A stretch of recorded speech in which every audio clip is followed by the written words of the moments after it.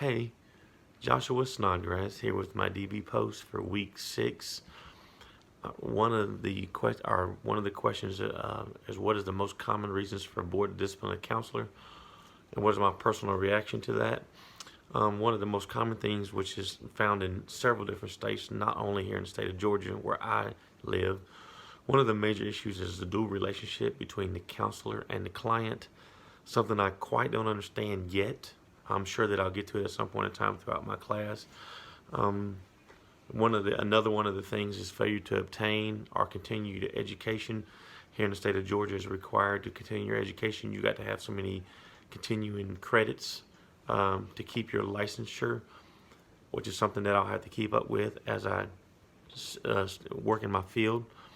And they also have an issue with record keeping, which seems to be very common amongst a lot of states also. Record keeping is a major issue. Something that we're learning about in this class is how to keep records and the reasons why we need to keep these records. Some of the common themes when looking at the reasons why for board discipline, dual relationships. Dual relationships is a major no-no throughout the state of Georgia. I'm not really sure why counselors get into it with the clients unless they feel some sort of bond where they hold that over the client. One of the most recent cases here in the state of Georgia that I looked up was a particular case about a counselor who started working with a client about the sobriety. The counselor then decided that she wanted to see the client outside of therapy. She invited and took along the client on bike rides, invited the client over to her house for dinner, even went on trips out of state with the client. Also was found to be sleeping in the same bed as the client, which is where the dual relationship issue comes in. The question is asked, what was the outcome? There is still currently a pending investigation. This counselor has worked for 14 years. The state of Georgia is about a year plus behind in investigations into complaints from the clients. So this is still ongoing, and the counselor is still practicing currently in Lawrenceville, which is not too far from where I live in Loganville, Georgia. So far, what I've seen in all the research is that the investigation takes well over a year.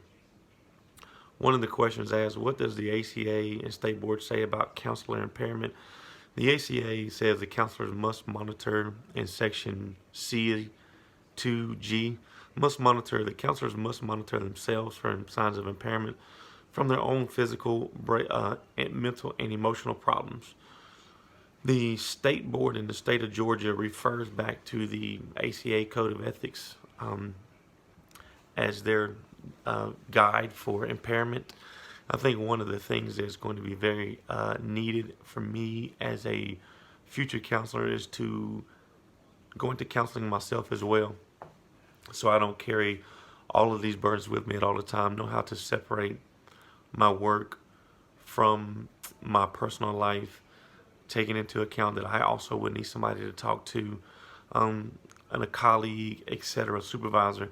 Seek them out for help, seek them out for counseling, so I don't let my own personal judgments and impairment cause me to misdiagnose a client, and also help me keep myself focused and on track for the future clients that I will serve as well.